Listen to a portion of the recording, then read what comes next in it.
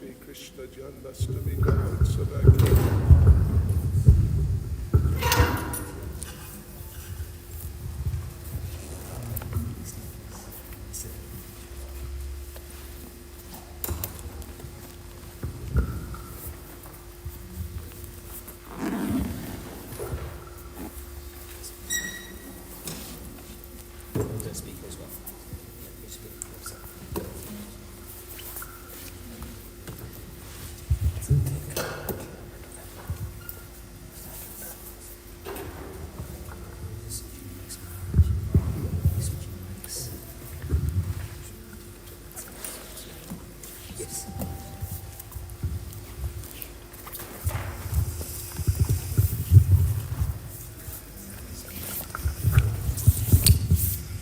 Okay, Hare Krishna, dear devotees and friends. A warm welcome to the Joburg Not Namahatta Pre-Krishna Janmastami Festival. So I hope you all enjoyed the Kirtan by Yavat Prabhu and team. So the next part of our program, we're going to hear a discourse on the advent of Lord Krishna, since Monday is the actual appearance day of Lord Krishna. And in our midst we have someone very, very special. He is actually one of our leading members in the ISKCON movement, the International Society for Krishna Consciousness. And he's the GBC of South Africa. He's originally from Auckland, New Zealand. In 1972, he met our founder Acharya, His Divine Grace A.C. Bhaktivedanta Srila Prabhupada. And in 1973, he took initiation from Srila Prabhupada. He's an initiating spiritual master. He travels the entire world teaching people in the process of Bhakti Yoga and Krishna consciousness. So if we could all give him a warm round of applause and welcome him, His Holiness Bhakti Chaitanya Swami Maharaj.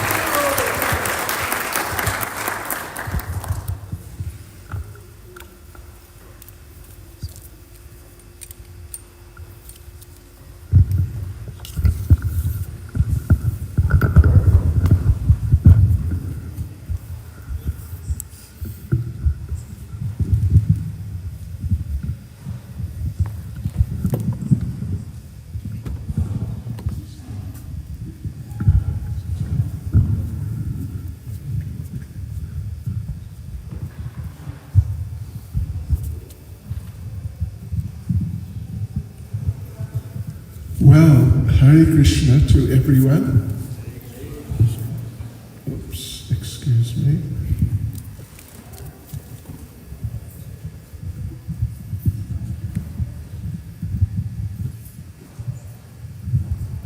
Put something on it. To be put on it.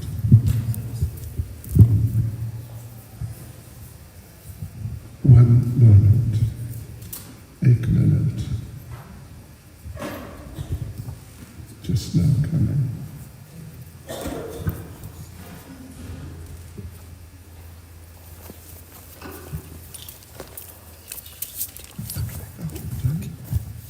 That's good. Thank you. So yes, Hare Krishna to you all. Thank you for coming. I'm very happy to be here with you all. We just started the program. I hope you found the kirtan relaxing and nice and soothing and pleasant. And there's a whole, anyway, there are different things that are going to be happening in the next, couple of hours or so. So sit back and relax.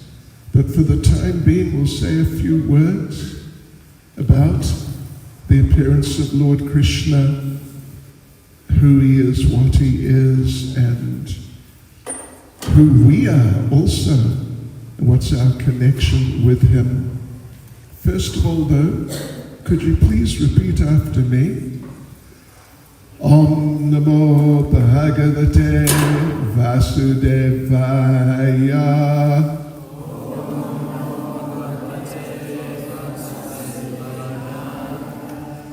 Om Namo Bhagavate Vasudevaya.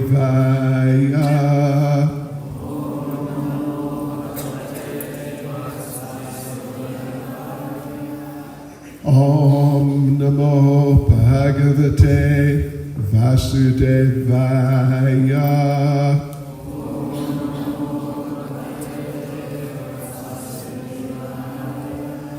Yes, so I will read a few verses from Bhagavad Gita. I'm sure everyone here has at least heard of Bhagavad Gita. Some of you may have read it or partially read it. It's extremely interesting, really extremely interesting. So we'll read a few verses from the 4th chapter of Bhagavad Gita. 4th chapter of Bhagavad Gita is titled, in Sanskrit, Divya Gyan, which translates to transcendental knowledge. So, let us read a few verses which will lead up to famous verse which I think you've heard of, Yada Yada Hi Dharmasya. Have you heard that verse before? Well, I imagine when I'm in India and I ask the local people if they know something from Bhagavad Gita, many of them would say, oh yes, Yada Yada Hi Dharmasya, something, something. So anyway, let us begin with 4th chapter, verse 1. Yes, I'll read the Sanskrit first of all. Verse 1 and then verse 2. I'll read both of them together. So verse 1, Shri Bhagavan Uvacha Imam Vivaspate Yogam Proktavan Aham Avyayam Vivasvan Manave Praha Manur Ikshvakave Bravit. The personality of Godhead, Lord Sri Krishna, said, I instructed this imperishable science of yoga to the sun god Vivasvan, and Vivasvan instructed it to Manu, the father of mankind, and Manu in turn instructed it to Ikshvaku. And verse 2. Evam parampara praptam imam rajashayo vidu sakale neha mahata yogo nashta parantapa. This supreme science was thus received through the chain of disciplic succession, and the saintly kings understood it in that way. But in course of time, the succession was broken, and therefore the science, as it is, appears to be lost. So this is Lord Krishna speaking, Sri Bhagavan Uvacha, and he's explaining at least something of the circumstances under which he appears within this world. That, well, as we'll see, that Yada Yada Hi Dharmasya Glanir Bhavati Bharata, that verse 7, he says, whenever there's a decline in religious practice, predominant rise of irreligion, then I may appear myself. So, but long time ago, as he said in the first of these verses, 2 verses we just read, that before he spoke the same knowledge to the sun god, Vivasvan. Some people, I'm sure, quite a lot of people, if they hear the term the sun god, they think, what? What on earth, or what in the universe is this? Sounds fantastic. You know, just something sort of too extraordinary, really. But, a very interesting point is that in Bhagavad Gita, there's so much knowledge which is taken so seriously, particularly in India, but nowadays, of course, the tradition has spread from India. It's not just restricted or limited to India. Yes, and it's taken so seriously. Bhagavad Gita, at least ourselves, the version of Bhagavad Gita, which Srila Prabhupada translated and commented on, that version we have distributed.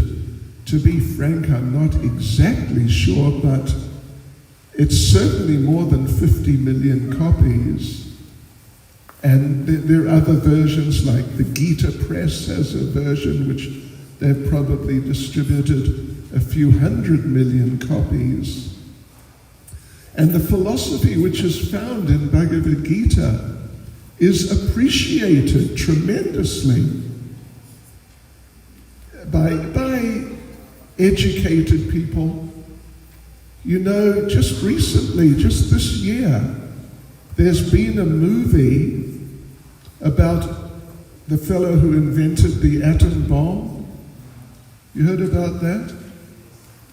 It was out the same time as they did the Barbie movie. Interesting contrast of subjects. But it was an Oppenheimer fellow. Are you familiar with that? You heard about that, didn't you? An Oppenheimer, not one of the South Africans, I don't think. An American Oppenheimer who invented the atom bomb. And if you watched the movie, I didn't, but if you watched the movie or if you just saw some of the introductory things they showed on TV and here and there, then you'd see that, what Oppenheimer did in relation to what we're doing right now. There was a particular verse from Bhagavad Gita. He had read Bhagavad Gita. Yeah, and it's all there in the movie, big Hollywood movie, and there's one verse which Oppenheimer, he sort of carried around with him. Very stunning verse. One of the verses, something like, one of the verses is Mrityu Sarva Haras Chaham, that I am death. Or I think the verse that he was particularly fond of, and he would carry it around with him. And when he first saw the first atom bomb, like a test, exploded, then he quoted the verse, Kalosmi lokak shayakrit pravridda, and it goes on. That's the first two lines. I am time. I am time. And I've come to engage everyone. Time engages everyone, isn't it? We're all being engaged by time, moving on by the force of time. So that's interesting. That someone, big brain, and there have been many actually. Thoreau, you might not have heard of Thoreau, but he was extremely famous American philosopher. He took Bhagavad Gita extremely seriously. And there's so much philosophy there about who we are, who is God, what is life, and what's going on. People take it very seriously. Millions and many tens, hundreds of millions. But here we have a verse in the same Bhagavad Gita talking about the sun god. What are we going to do about that? Are we going to say that the part where he says, Kalos me, I am time, Lokakshaya Krit Pravrida, I've come to engage everyone. We'll accept that and appreciate it and actually glorify it. But when he talks about the sun god, we'll say, no, he got mixed up. There's no sun god, there's just the sun. It's an interesting point, isn't it? I mean, are we in a position to take Bhagavad Gita and decide what shall be accepted and what shall not be accepted? Anyway, that's sort of just an interesting question, by the way. But this is what Krishna says, that he spoke the same knowledge, same thing, to the sun god, Vivasvan, a long time before, hundreds of millions of years. We're getting onto a sort of cosmic scale. And then from that time, the knowledge was passed down through a chain of saints, saintly kings, Raja Rishis, but somehow the chain, the succession was broken, and the knowledge was lost, and therefore Krishna says, as we'll see, he says that he comes in order to re-establish principles of religion. He came to re-establish Bhagavad Gita. Yes, when he was here 5,000 years ago.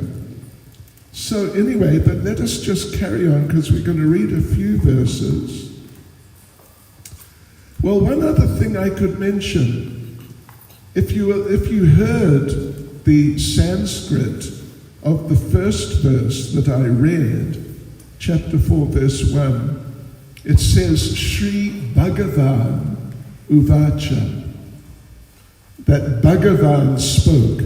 It doesn't say Sri Krishna Uvacha. It says Sri Bhagavan Uvacha.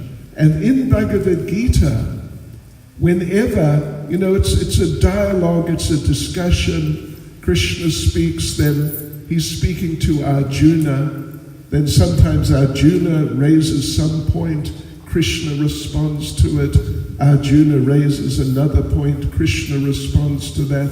So it's back and forth.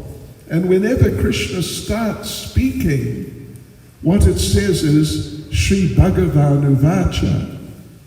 Not one time does it say, Sri Krishna Uvacha. Because it's like, basically, the principle is, Krishna is his name, but his position, like his title, is Bhagavan. Yeah, like, we have in South Africa our state president, Mr. Ramaphosa.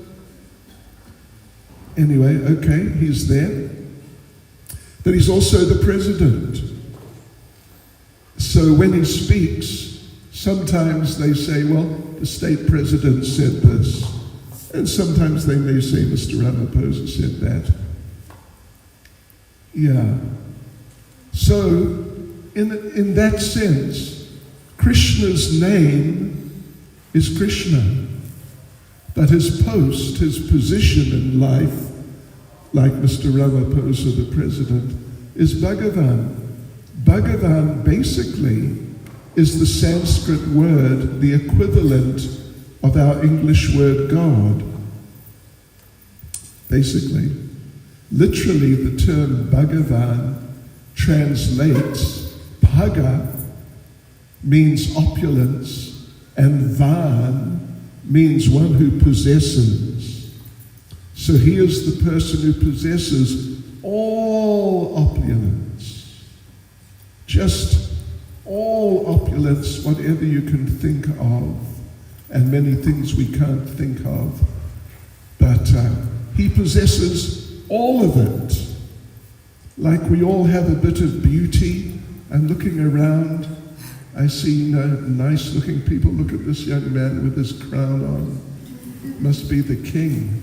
He's come to visit us. King of Randburg. So everyone here has some beauty. Everyone. But he has all the beauty. When Krishna was here 5,000 years ago, sometimes when some people would see him, they would faint.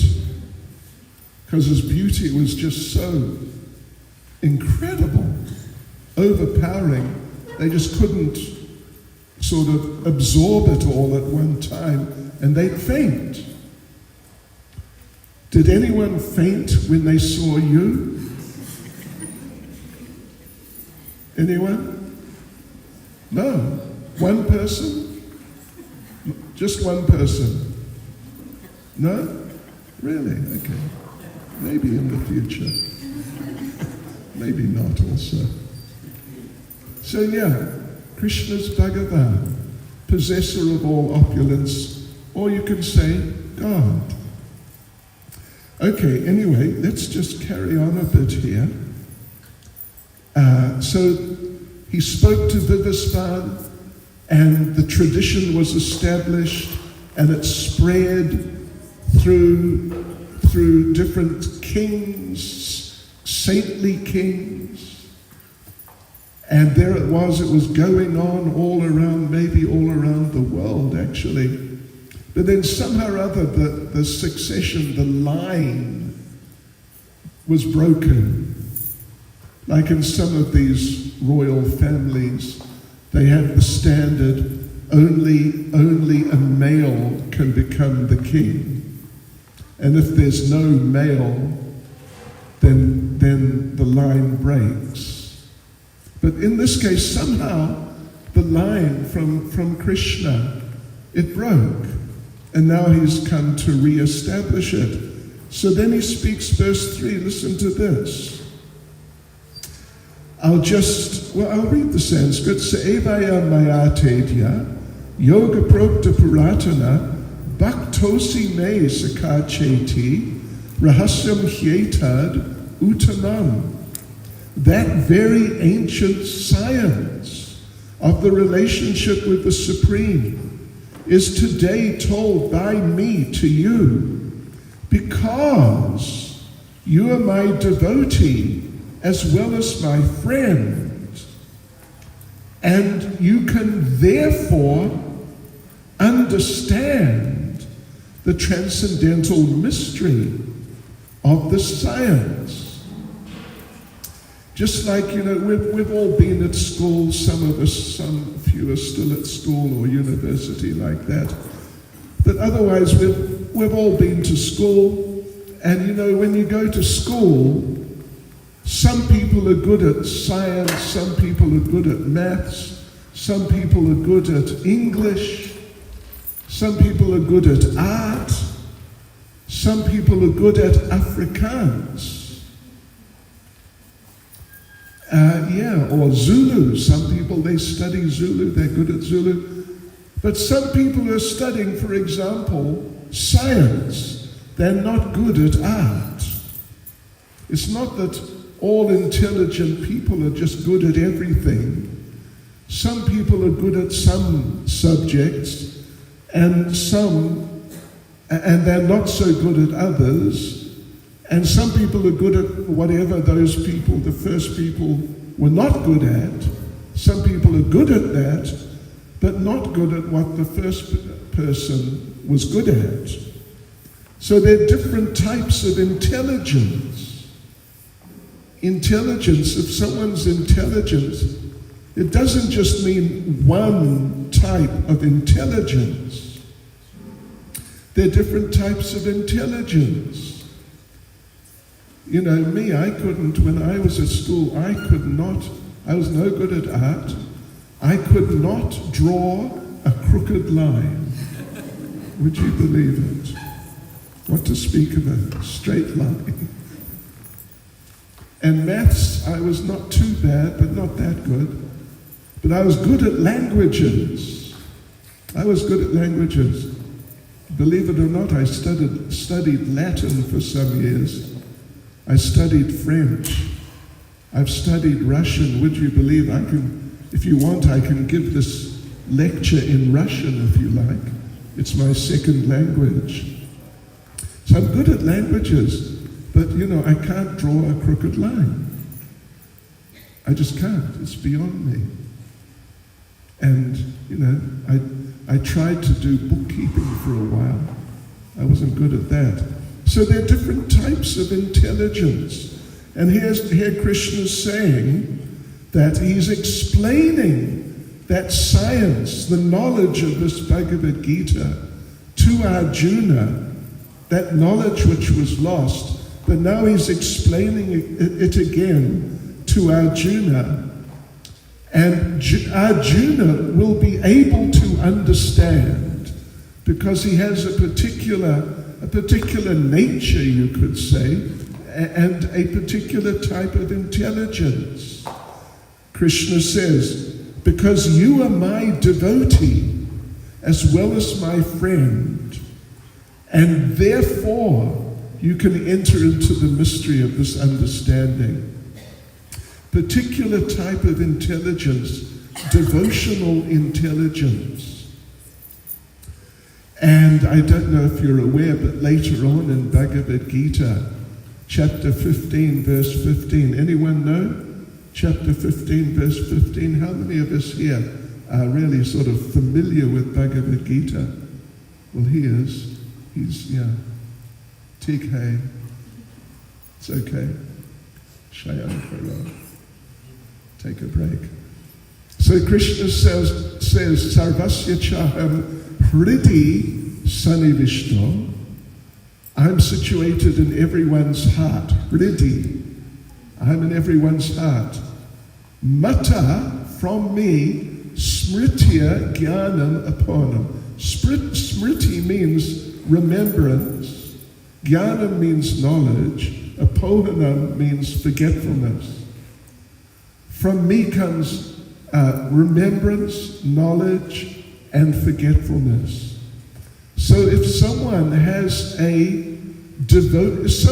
a certain type of karma from what they did previously, that according to their karma, they have a type of intelligence. They'll be very good at mathematics or whatever it may be. Then Krishna, he says, I give remembrance, knowledge, and forgetfulness.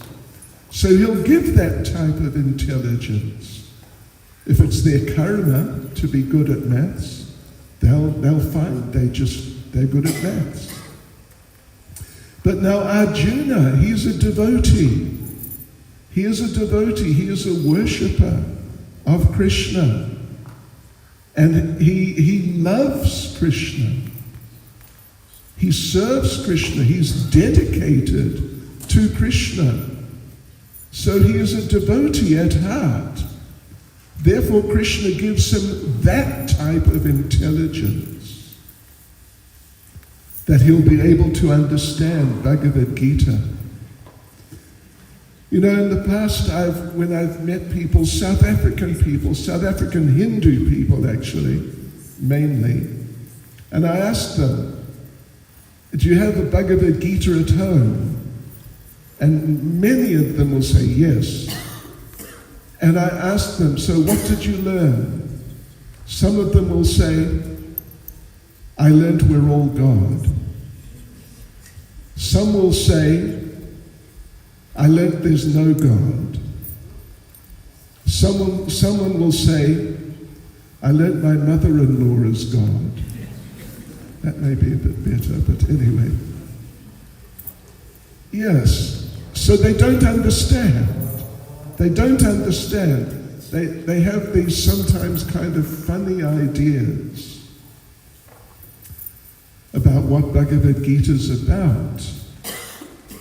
But here, Lord Krishna is telling Arjuna that because you are my devotee, the Sanskrit term is bhakta.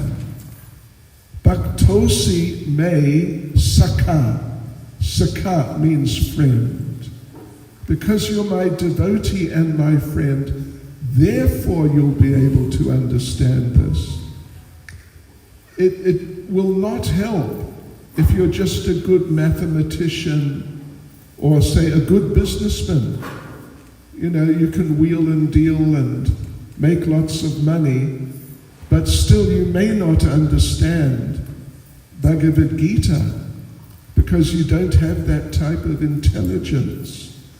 There's a famous story, actually. I imagine many of you have heard of Narad Muni, the traveling mendicant. Have you heard of Narad Muni? He appears in a lot of the old, have you seen the old Indian religious movies, some of them? Mahabharata, Ramayana, the old ones, from when your parents were children, and they're, kind of very simple. Narada Muni appears in many of them. He carries a veena, like a sitar, sort of like a sitar.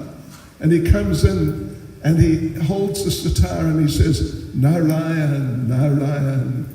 You remember Narada Muni from those movies?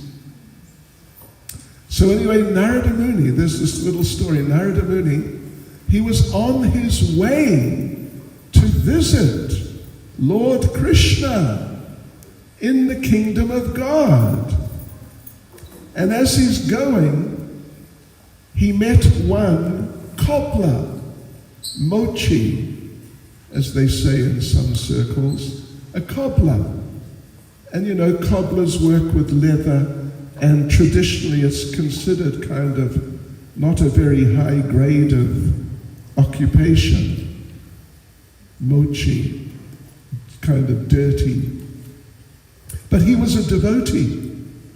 He would sit there fixing shoes, and all day as he's fixing shoes, he would just chant like our devotees were chanting a little while ago.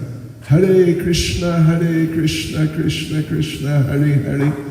Hare Rama, Rama Rama, Hare Hare. Bang, bang, bang, fixing shoes. But he was very dedicated, sincere devotee. And Narada Muni passed by on his way to the kingdom of God. And Narada said to him, I'm going to see Lord Krishna just now. Is there anything you would like me to ask him on your behalf? And the cobbler said, yes. Could you ask him, am I ever going to return to the kingdom of God? Or am I going to be stuck in Randburg for the next so many lifetimes? Or anyway, somewhere in India. Yeah, so could you find out, am I ever going to return to the kingdom of God? And Narada Muni said, sure, I'll ask. And on he went, Narada Muni, and he met one very proud Brahmin, like a priest, but a very proud one. And Narada met him and said, I'm going to meet Lord Krishna in the kingdom of God. Can I ask him something for you? And the proud, arrogant priest said, yes. Just please find out when I'm going to be returning to the kingdom of God. I'm extremely qualified, so I know it'll be very soon. It may be in a couple of weeks. I have a few loose ends to tie up.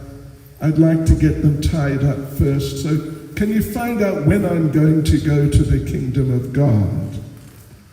And, it's usually not that simple to go to the kingdom of God. So Narada said, okay, I'll ask him. So this fellow, this priest, he's like really proud and thinks he's just top-notch, highly qualified person. So Narada Muni meets the Lord and he asks him, this cobbler, when's he going to return? He wants to know if he will return. And the Lord said, yes.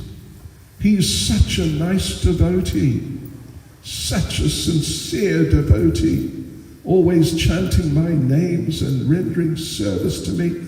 You can tell him He's coming back to me at the end of this life.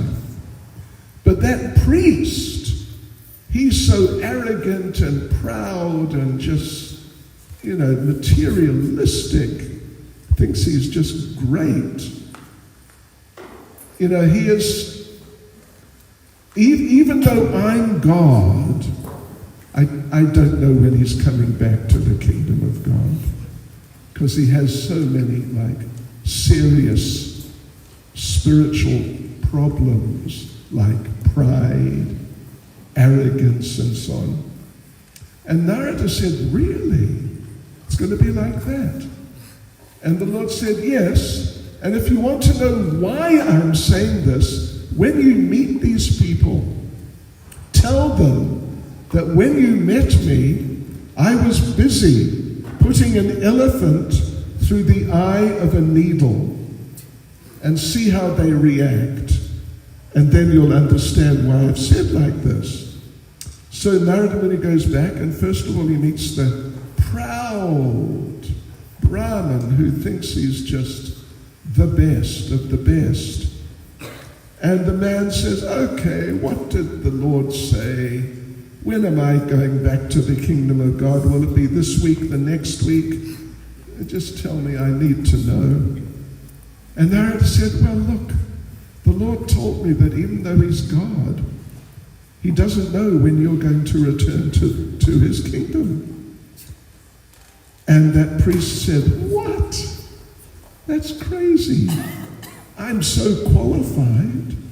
Of course I'm going back very soon. And he got very angry with Narada Muni. And Narada said, well, hang on a second. The Lord told me to tell you that when I was with him, he was busy threading an elephant through the eye of a needle. What do you think of that? And that proud priest said, what? An elephant through the eye of a needle? That's ridiculous. That's crazy. Get out of here. That's completely absurd. Okay, so then Narada carries on, meets now the cobbler, who again he's fixing the shoes and chanting the names of the Lord. And Narada told him, the Lord said, you're coming back to him at the end of this life. And the cobbler was so happy to hear that. And then Narada said, but hang on a minute. When I was with the Lord, you know what he was doing? He was busy threading an elephant through the eye of a needle. What do you think of that? And the cobbler said, that's great. That's just wonderful. My Lord is so wonderful. An elephant through the eye of a needle. That's fantastic. And Narada said, you believe that? And the cobbler said, sure, no problem. He was sitting under a banyan tree. There are different types of banyan trees, but some of them, they have like a seed pod. It's kind of, almost like a fruit, but it's full of little seeds, like 100 seeds in one of these little pods. So the cobbler picked up one of these pods and opened it up and said, look, you see all these seeds? Each one of them is a banyan tree. You just got to plant it, and in a little while, you'll have a banyan tree. So effectively, in this little pod, we have 100 massive banyan trees. And the Lord did this. He did that. So to put an elephant through the eye of a needle, it's nothing for him. So do you get the idea? He had a certain type of intelligence. He could see things in a certain way that they made sense to him. But the other fellow, who was very proud and arrogant and just, not of the same quality of state of mind, he just couldn't grasp it. Just couldn't grasp it. Yeah. So this is the situation here. And it's a very important thing. In order to understand God, we need a particular type of intelligence. Otherwise, we may partially understand, or in so many cases, we may get a wrong understanding. Yeah. We need a certain type of intelligence, and that is God-given. Whatever intelligence you have, anything you have, is God-given, and your intelligence is God-given. And if you're a devotee, and if you have a friendly attitude towards Krishna, he'll give you the intelligence to understand him. So I am going to read, what am I going to do? Yeah, I'll read another verse here. Lord Krishna talks, this is verse number 6 in the 4th chapter. I'll just read the translation. Although I am unborn, and my transcendental body never deteriorates, and although I am the Lord of all living entities, by my internal energy I still appear in every millennium in my original transcendental form. This is the thing, when the Supreme Lord comes, he has many forms, of course. We chant Hare Krishna, Hare Rama. Ram is also a form of Krishna. Krishna is a form of Ram. They're 2 in 1, or 1 in 2 rather. Yes. So, Krishna is speaking. He says, when I come as Krishna, I appear in my original form. Yes. When Krishna was here, he was present on the planet 125 years. Bhagavad Gita, this Bhagavad Gita we're reading from, Krishna spoke Bhagavad Gita. Would you believe it? Approximately 89 years. He was approximately 89 because he left this world 36 years after speaking Bhagavad Gita, or actually after the battle of Kurukshetra. So he was 89. I don't think, is anyone here 89 and still living? I just turned 73, would you believe it? And that's bad enough. Gosh. Sure. Stay young. Whatever. Try your best to stay young. So, yeah. But when Krishna was here, when he spoke Bhagavad Gita, if you see our Bhagavad Gita, Prabhupada's Bhagavad Gita, you see there's Krishna with Arjuna on the chariot on the front cover. And Krishna looks like he's about 20-ish. Because that's what he looked like at that time. Even though he was, say, 90. Yeah. Because he has his own spiritual form as he exists in his kingdom, the kingdom of God. He comes in that eternal form.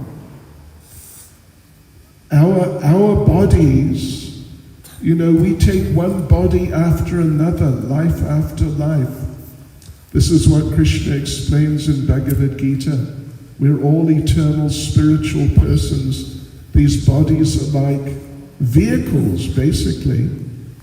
And every vehicle, eventually, it just, becomes unusable, falls to pieces. And then you get another vehicle. So same with these bodies. I was young, like the king of Randburg. I was your age once, believe it or not.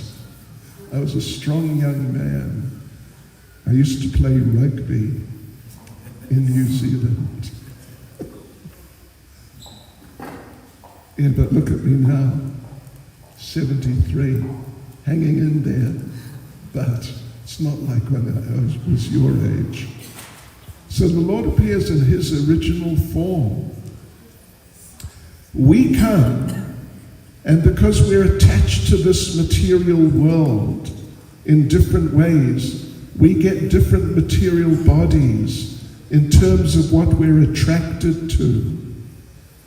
We get bodies in terms of what we're attracted to, our main attractions. And then the body dies and we get another body until we become qualified to return to the kingdom of God. So like this, Krishna is very different from us. Actually, in the verse before, verse 5, Krishna tells Arjuna, many, many births, both you and I have passed. I can remember all of them, but you cannot, Arjuna. Krishna's appeared, Krishna and Arjuna together, they're like a team. They have appeared many times, different planets, different universes. Krishna can remember all of those. Arjuna cannot. Just like us, we can't remember our previous lifetime. Can you remember, can any of you remember what you were doing at 3:57 and 49 seconds yesterday? 3:57 and 57 seconds. Can anyone remember? Of course you can't, because we're prone to ignorance. But Krishna remembers everything, not only of himself, but he remembers everything of all of us too. Yeah.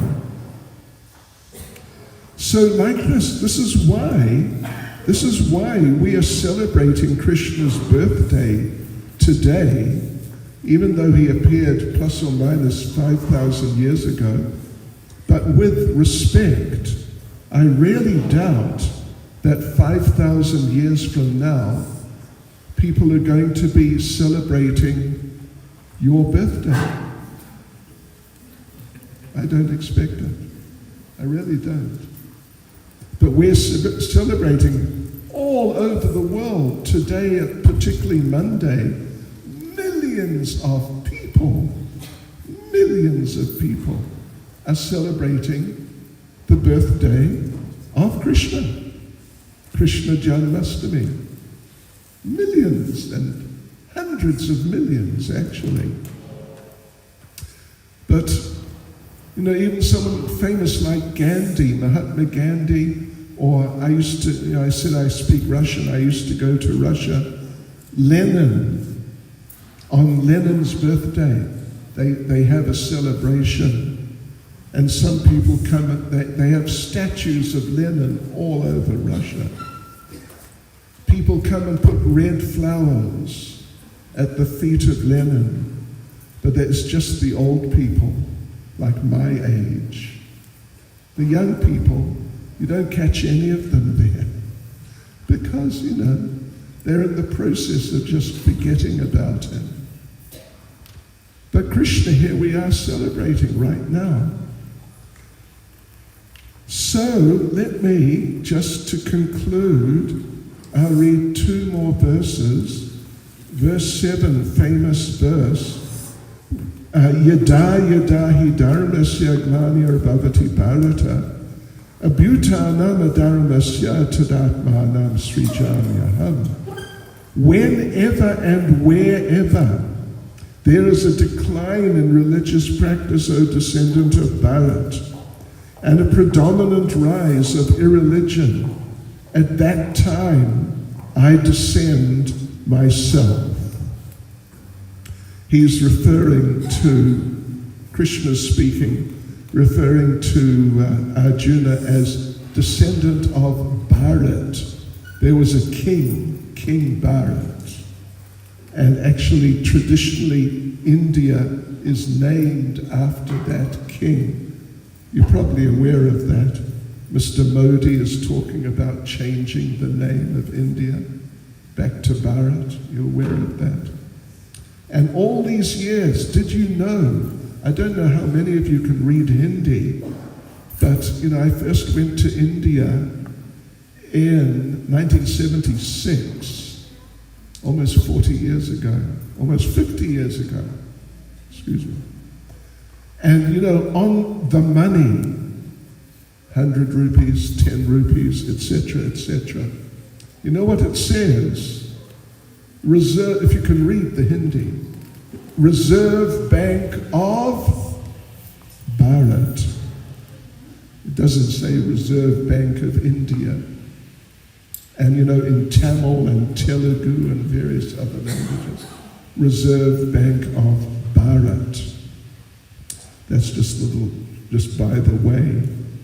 So yes, so Krishna comes whenever and wherever there's a decline in religious practice, O descendant of Bharat, and a predominant rise of irreligion at that time, I descend myself.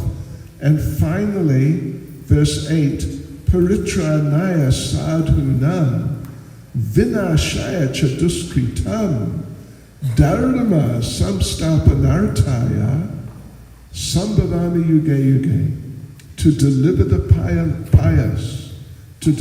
pious, and to annihilate the miscreants, as well as to re-establish the principles of religion, I myself appear, millennium after millennium. 3 reasons are given there. 3. Deliver the pious, particularly the devotees. Vinashaya cha duskritam. Vinash, there's a word, if you're familiar enough with Hindi, nash. Nash means to destroy. Vinash means to very destroy.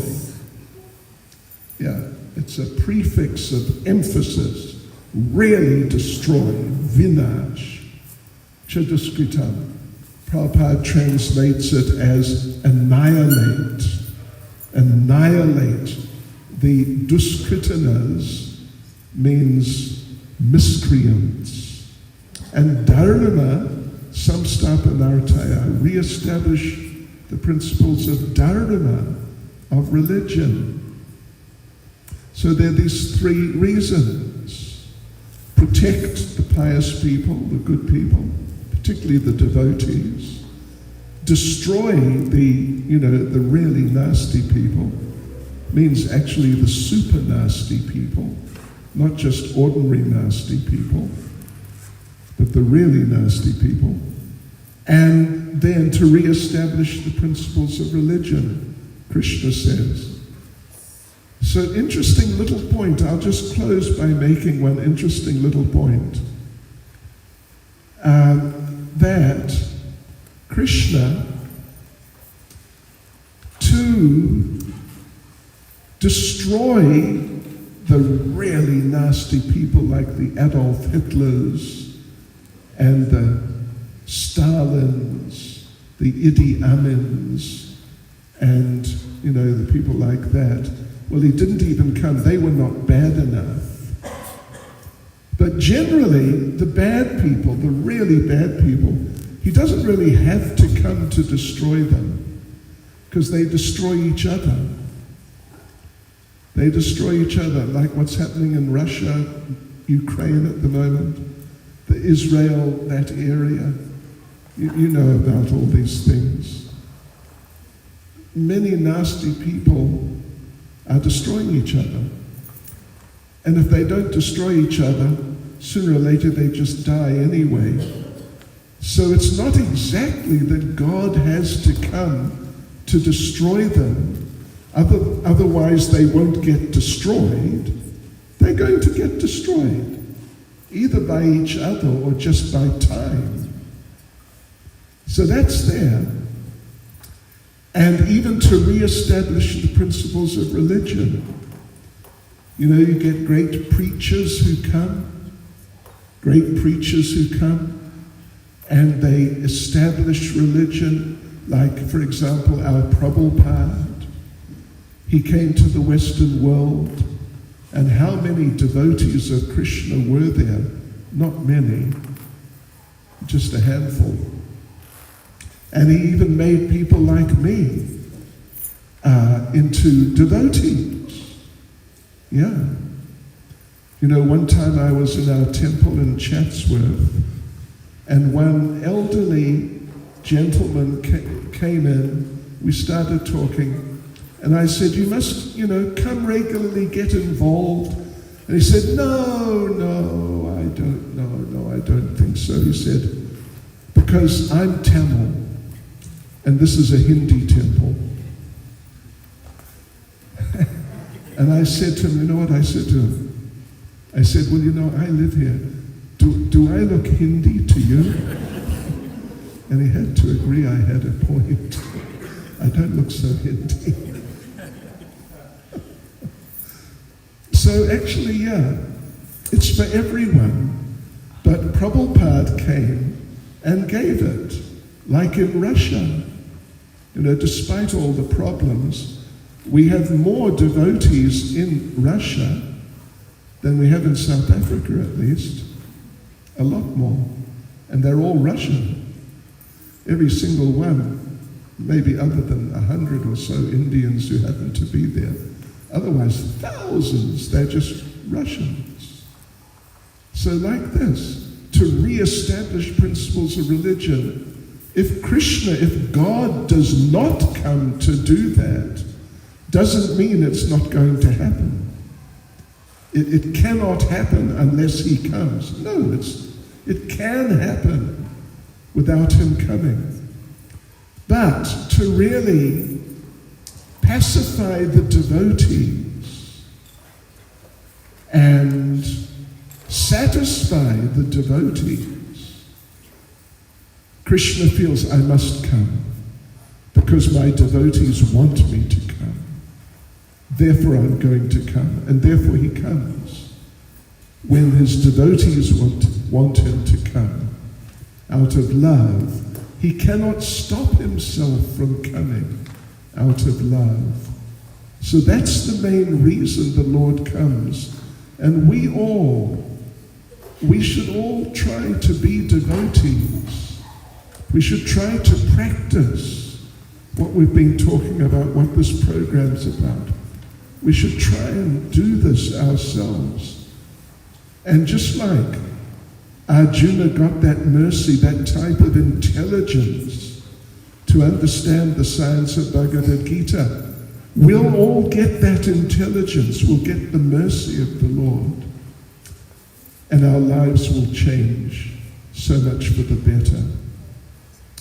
So, I went over time, right? Fine.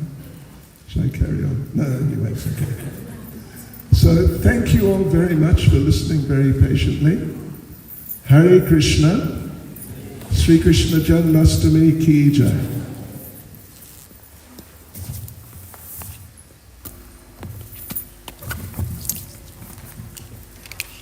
Okay, everyone. So let's put our hands together and thank His Holiness